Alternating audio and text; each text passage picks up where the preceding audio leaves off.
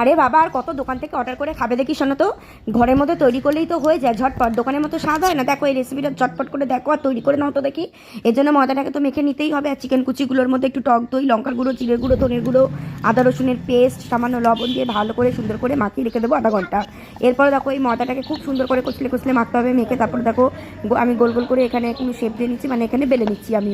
হয়ে গেল, এর তো কাজ শেষ হয়ে গেল। তারপর একটা ফ্রাইং প্যানের মধ্যে তেল গরম বলে পরে যে চিকেন কুচিটাকে করে রেখেছিলাম, সেই চিকেন কুচিটার মধ্যে কিছুটা ক্যাপসিকাম দিয়ে বেশ সুন্দর করে লো ফ্লেমে ভালো করে ভেজে নেব।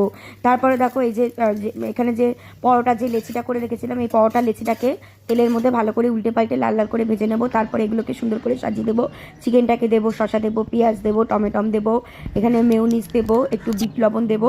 আমার এখানে পাতিলেবুটা ঘরে ছিল না, তাই জন্য মিস হয়ে গেল। তারপরে সুন্দর করে ফোল্ড করে নিজেও খাবো, বাড়ির সবাইকে খাওয়াবো। তৈরি হয়ে গেল, একটু খাটাখাটনি করলেই তো হয়ে যায় নাকি, দোকান থেকে কেনার কি দরকার। যদি ভালো লেগে থাকে লাইক কমেন্ট শেয়ার।